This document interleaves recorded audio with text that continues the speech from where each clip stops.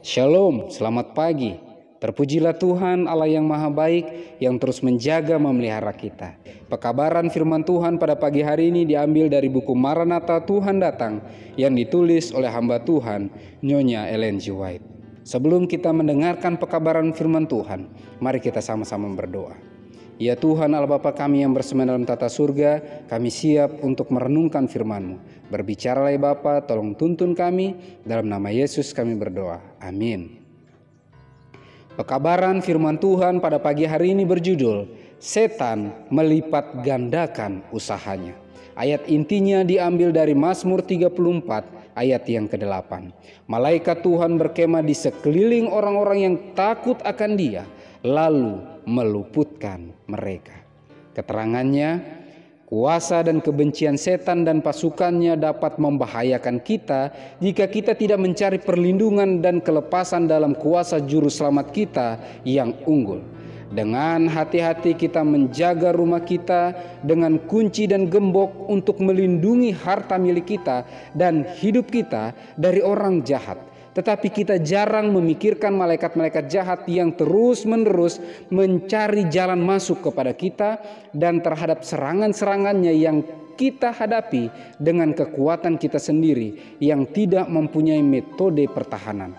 Jikalau dibiarkan, mereka dapat mengacaukan pikiran kita, merusak dan menghancurkan tubuh kita, membinasakan harta milik kita dan kehidupan kita. Kesenangan mereka hanyalah di dalam kemalangan dan kebinasaan.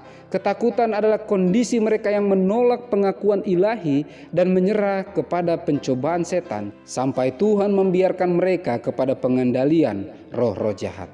Tetapi mereka yang mengikut Kristus senantiasa aman di bawah penjagaannya. Malaikat-malaikat yang kekuatannya unggul disuruh dari sorga untuk melindungi mereka. Si jahat tidak dapat menembus pengawalan yang Tuhan telah tempatkan di sekeliling umatnya. Pertikaian besar antara Kristus dan setan yang telah berlangsung hampir 6.000 tahun segera akan diakhiri dan si jahat melipat gandakan usahanya untuk mengalahkan pekerjaan Kristus demi keselamatan manusia dan mengikat jiwa-jiwa dalam jeratnya. Menahan orang-orang dalam kegelapan dan pendurhakaan sampai renungan juru selamat berakhir dan tidak ada lagi pengorbanan untuk dosa. Itulah yang menjadi tujuan yang hendak dicapainya. Bila mana tidak ada usaha istimewa yang dilakukan untuk menolak kuasanya, bila mana ketidakacuhan merajalela dalam gereja dan dunia, setan tidak ambil pusing. Karena ia tidak berada dalam bahaya bila mana perhatian diarahkan kepada perkara-perkara yang kekal dan jiwa-jiwa bertanya, apakah yang patut hamba perbuat supaya selamat? Maka ia sudah berada di pekarangan, berusaha mengadu kuasanya melawan kuasa Kristus. Ia ikut hadir bila mana manusia berhimpun untuk berbakti kepada Tuhan. Walaupun tidak kelihatan, ia bekerja dengan sangat rajin untuk mengendalikan pikiran orang-orang berbakti itu. Setan melipat gandakan kuasanya. Dengan jelas pekabaran firman Tuhan pada pagi hari ini menyatakan bahwa setan, agen-agennya, bahkan seluruh pekerja-pekerjaannya berusaha melipat gandakan usaha-usahanya untuk menjatuhkan, untuk mencobai, menyesatkan umat-umat Tuhan agar sebisa mungkin tidak ada yang akan diselamatkan. Tetapi apabila umat-umat Tuhan yang terlemah sekalipun bergantung sepenuhnya kepada kuasa Tuhan, menyerahkan kendali kehidupannya dalam kuasa Tuhan, maka kuasa Tuhanlah yang akan menjaga, memelihara, menuntun, dan menguatkan umat-umat Tuhan untuk tetap setia, untuk tetap berada dalam kebenaran, hingga Kristus datang menjemput di kali yang kedua.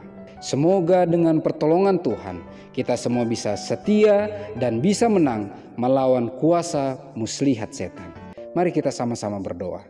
Ya Tuhan Allah Bapa kami yang bersema dalam tata surga, Pagi hari ini ya Tuhan, kami bersyukur pekabaran firman Tuhan kembali memberikan jaminan bagi kami.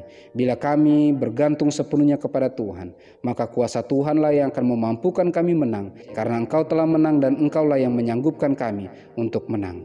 Terpuji-pujilah nama-Mu ya Tuhan. Diberkatilah kami semuanya dengan kepekaan untuk mengerti lebih dalam akan firman-Mu. Kami bisa menghidupkan agenda-Mu dalam kehidupan kami.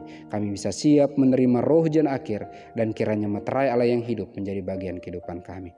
Terpujilah nama-Mu ya Tuhan, dalam nama Yesus kami berdoa. Amin. Maranatha, Tuhan datang. Tuhan Yesus memberkati.